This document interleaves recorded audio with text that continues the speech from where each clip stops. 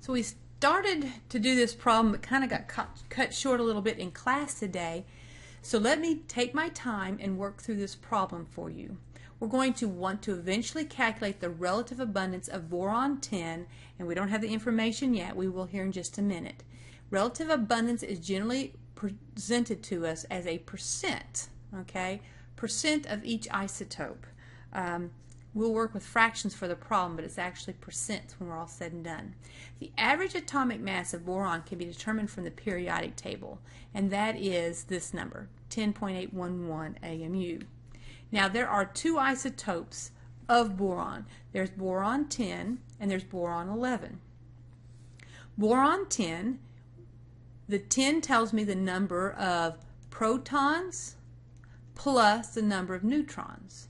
And that's what the 11 tells me as well, the number of protons plus the number of neutrons.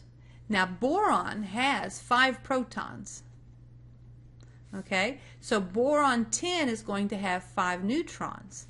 Boron 11 is 5 protons plus 6 neutrons, because those two guys added together have to give me that mass number. That's a mass number. That's not the same thing as atomic mass. Here are the atomic masses of the two isotopes. Again, you can look at the periodic table and know these numbers any more than you can know those numbers.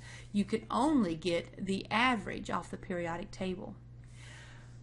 But of these two isotopes, if the average is closer to boron 11, which it is, than boron 10, then we will have more boron 11 once we figure out the relative abundance. And this is how we will do that. We're going to let X equal the fraction of boron 10. We could let Y equal the fraction of boron 11. Now what I know is the two fractions have to add up to the whole. So X plus Y, that doesn't look like a Y, equals 1. Or in other words, Y equals 1 minus X. Now why did I do that? I want to determine the relative abundance and put them both in the same variables, so in terms of X. So now I can take the fraction of boron 10, which is X, times the mass of boron 10,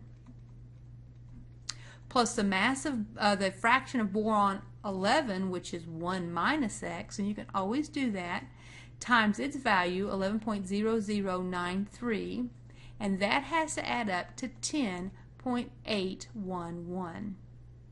If we do the algebra, we'll multiply. That's 10.0129x plus 11.0093 minus 11.0093x. I'm just doing the distributive property there. That's equal to 10.811. So we have our 10.0129 and our 11.0093. Those are the x's, and if I were to subtract those from each other, I would have a negative 0.9964x. And I want to take the 11.0093 that you see here, get it to the other side, and that's going to give me a negative 0.1983. Now what do? I divided both sides by a negative 0.996.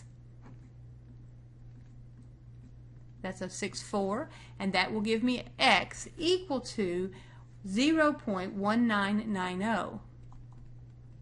So that's the fraction of boron 10. So if we convert that to percent, it's 19.9% boron 10. So what would be boron 11?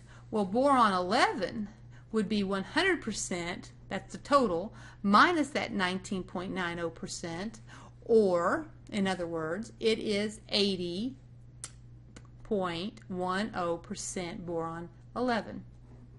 So was it more boron 11? Yes. What did the problem ask me? It asked for the abundance of boron 10, which is this number right here.